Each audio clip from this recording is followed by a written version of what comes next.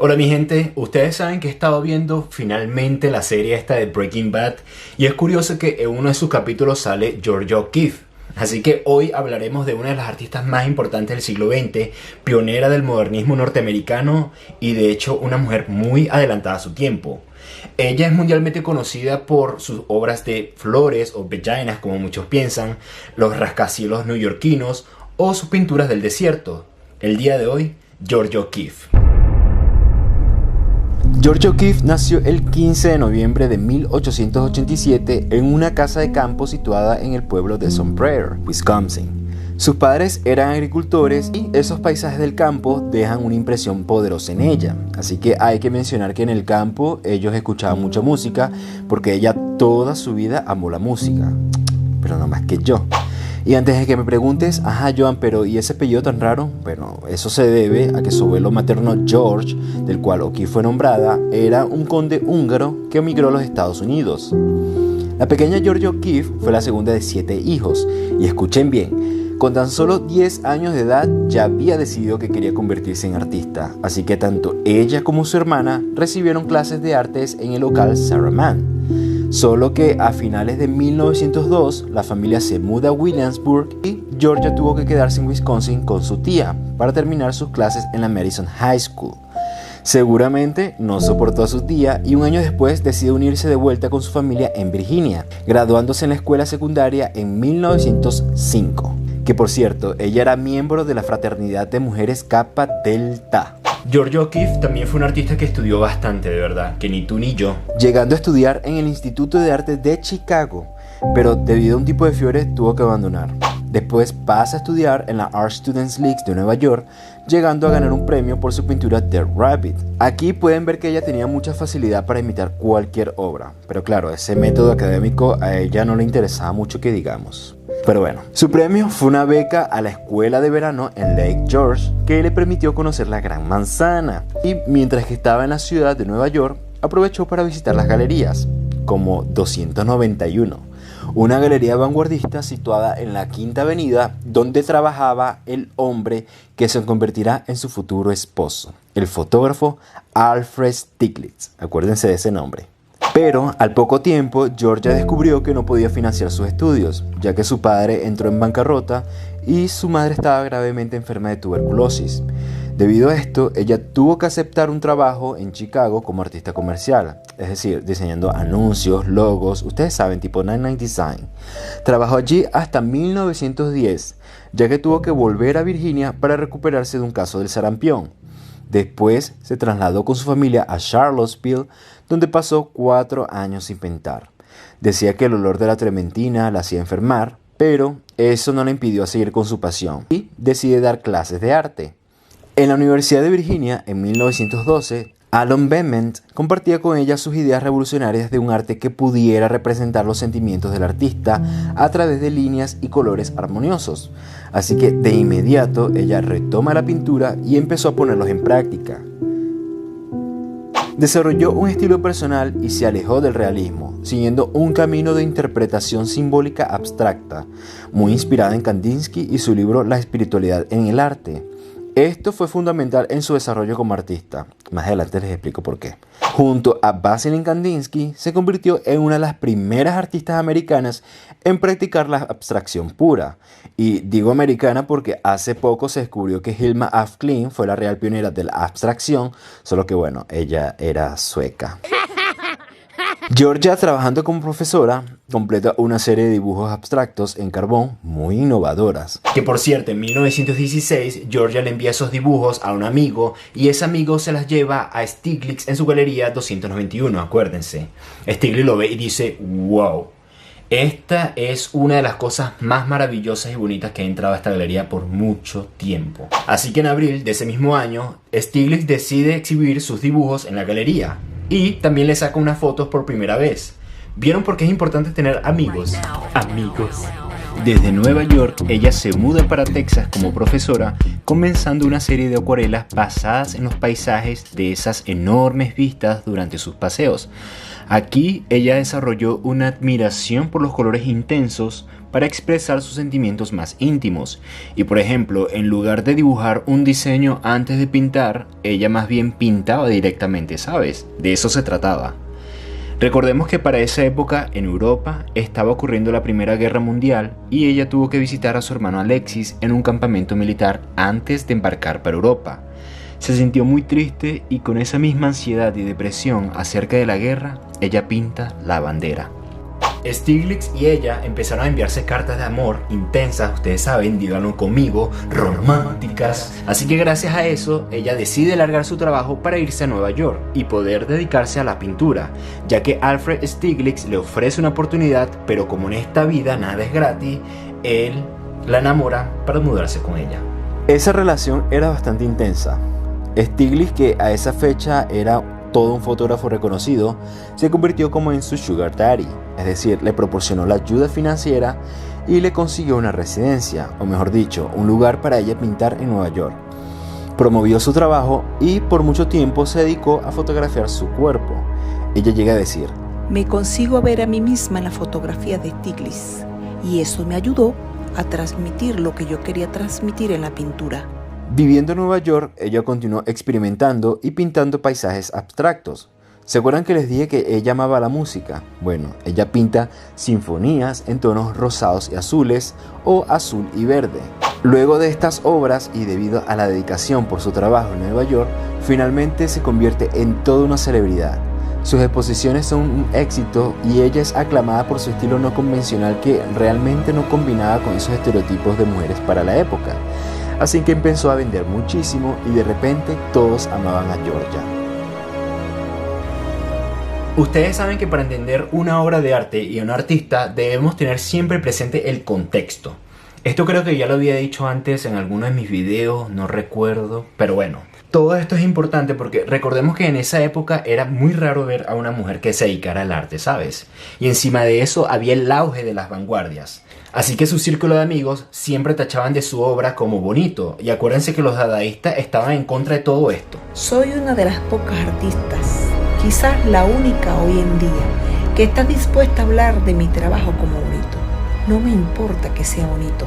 También comenzó a crear imágenes simplificadas de cosas naturales como hojas, flores y rocas, porque la naturaleza siempre fue su más grande fuente de inspiración, y su trabajo dejó de ser puramente abstracto, representando la idea de una vida simple y significativa, llega a decir. Es solo por la selección, por la eliminación y por el énfasis que vemos el verdadero significado de las cosas. En 1924, Stieglitz se divorció de su esposa Emmeline y se casa con Georgia O'Keeffe. Vivían principalmente en la ciudad de Nueva York, pero pasaban el verano en su casa familiar al norte.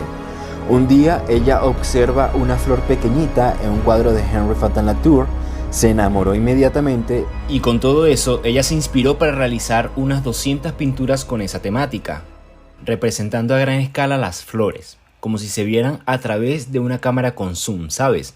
Como las amapolas orientales, las canas rojas, lirios, girasoles, rosas, orquídeas o las flores petunias. Decidí que si podía pintar esa flor a gran escala, no podrías ignorar su belleza. Obras como Black Iris evocan como una representación sobre genitales femeninos o el centro de un ojo. Ustedes que ven, mente cochina. En esa época la teoría de Sigmund Freud estaba muy de moda y sus obras eran tachadas como eróticas, ¿sabes? Debido a ese carácter vaginal en sus pinturas y también por las fotos desnudas que le sacó Stieglitz. Ella se molestó completamente y se negaba rotundamente a esas explicaciones, ¿sabes? Esas interpretaciones. Es decir, no son vaginas. Así que debido a esto, ella decide cambiar la temática de sus obras por algo más reconocible. En 1925, después de haberse mudado a un apartamento en el Hotel Shelton, Georgia comenzó una serie de pinturas de los rascacielos de la ciudad de Nueva York. No se puede pintar Nueva York como es, pero sí por cómo se siente. East River es una pintura bastante triste, ya que muestra ese contraste entre la industrialización y un mundo natural, donde podemos observar a una pequeña planta con un fondo que muestra la desaparición de los árboles por las fábricas contaminantes en Queens. Stiglitz empieza a salir con otras mujeres y ella fue hospitalizada por unas cirugías delicadas en su pecho, así que entró en una severa depresión, pero como todo en esta vida es un aprendizaje, ella entendió la importancia de concentrarse con uno mismo y continuar su propio camino, es decir, tener más independencia, amor propio. Ella viaja a Nuevo México, el cual se convirtió en una fuente de inspiración para su trabajo, y se va a Taos con su amiga escritora, llegando a pintar varias versiones de una iglesia en diferentes ángulos. A partir de eso, ella se enamora de Nuevo México, decide pasar más tiempo allí y en 1940 llega a comprar una casa al que nombró el Rancho Fantasma, ya que le recuerda mucho a su infancia en el campo. Una de las características de la obra de Georgia O'Keeffe era que ella trabajaba sobre la misma idea pintando la misma escena varias veces. De hecho, llega a pintar la puerta de su casa como hasta 20 veces. Tal vez era una obsesión o un modo de buscar la pintura perfecta, pero mismo así ella reconoció que hacer un mal trabajo también era parte del proceso creativo. No transpire los errores, aprenda con ellos. Era una mujer muy organizada y una de sus rutinas como artista era caminar en el desierto todas las mañanas. En uno de sus paseos llegó a encontrarse con huesos gigantes de animales salvajes que ella usará para pinturas posteriores, que por cierto, ese fue uno de sus trabajos más icónicos. También exploró bastante esos terrenos y paseaba en su carro para conocer lugares remotos. En las entrevistas ustedes pueden ver que ella hablaba mucho sobre su rancho fantasma y el norte de Nuevo México, llegando a decir: es el lugar más maravilloso que puedes imaginar. Esta es mi montaña privada, me pertenece. Dios me dijo que si la pintaba lo suficiente, podía quedármela. Con el tiempo, ella gana cada vez más y más reconocimiento dentro del mundo del arte, realizando exposiciones importantes y vende sus obras a museos famosos. Pero en medio de todo esto, ella sufre un agotamiento nervioso y dejó de pintar como por un año.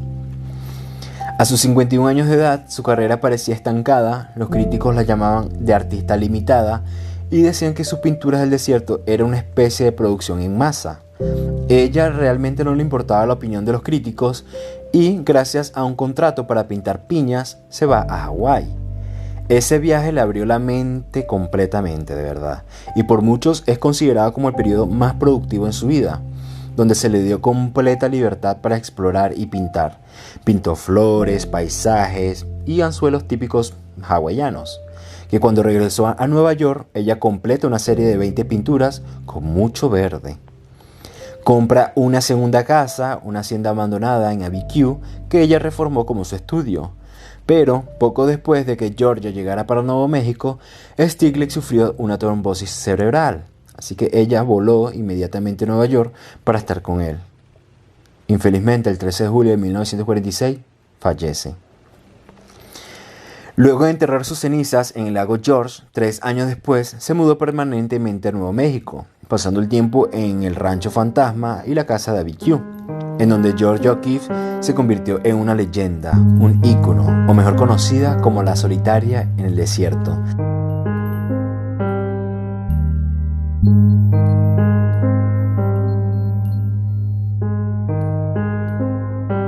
Y escuchen bien, esta mujer de espíritu libre a sus 71 años de edad decide darle la vuelta al mundo, pasando por Europa, Pakistán, India, Filipinas, Hong Kong, Japón, y esa vista desde la ventana del avión se convierte en la nueva temática para sus próximas pinturas, como los ríos atravesando el desierto y las nubes.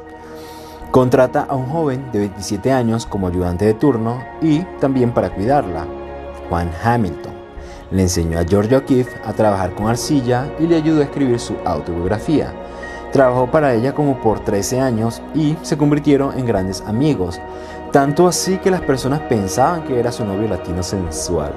Pero Georgia siempre tuvo un buen sentido del humor y siempre ignoraba lo que los demás decían. Si me preguntan, a mí eso me parece una de las relaciones más bonitas que he leído en toda mi vida. Pero bueno, a finales de los años 90, Georgia se volvió cada vez más frágil, se muda a Santa Fe y el 6 de marzo de 1986 fallece. a la edad de 98 años.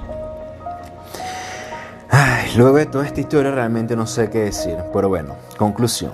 Yo pienso que Georgia O'Keeffe lo que realmente era libertad, ¿sabes? Libertad de las tendencias artísticas, libertad de la presión del mundo del arte. Y esto lo digo porque mientras que toda la escena del arte estaba ocurriendo en Nueva York, ella simplemente decidió largarse de ahí e irse para Nuevo México, ¿sabes? Bien lejos de todo, para tener su mente más enfocada en el arte y tener una vida más humana. No sé tú, pero gracias a esto ella logró producir un trabajo único y revolucionario. Que de hecho, si hablamos de flores, podemos decir que sus obras son las más famosas. Claro, al igual que los girasoles de Van Gogh. Y todo esto nos abre la gran pregunta de que ¿será verdad que mientras más alejados estemos de las redes sociales y de todo lo que se está haciendo hoy en día, nuestro trabajo se volverá más auténtico? ¿Tú qué opinas de todo esto? Al final de su vida ella le dejó toda su herencia a Juan Hamilton y de hecho su casa hoy en día funciona como un museo que creo que todos deberíamos ir a visitar. ¿Recuerdan que les dije que ella era una mujer muy adelantada a su tiempo? Bueno, todo esto lo digo porque ella era una mujer extremadamente independiente. De hecho, ella se mudó sola a Nueva York persiguiendo su sueño de convertirse en artista en una época donde la sociedad juzgaba eso, ¿sabes? De que una mujer se dedicara a eso. Y más en una sociedad dominada por hombres como lo es en aquella época y hoy en día. Sigue siendo así, creo. Pero creo que más difícil era en aquella época. Pero bueno. Así que gracias a su valentía y a su poder de mujer que tiene Georgia O'Keeffe, porque ella es hermosa, la amo, la adoro, ella llegó a cambiar el mundo del arte en Estados Unidos, abriendo el camino para otras muchas mujeres que pudieran también ser recibidas de las mismas maneras. Así que Georgia O'Keeffe, una pionera del arte moderno en Norteamérica.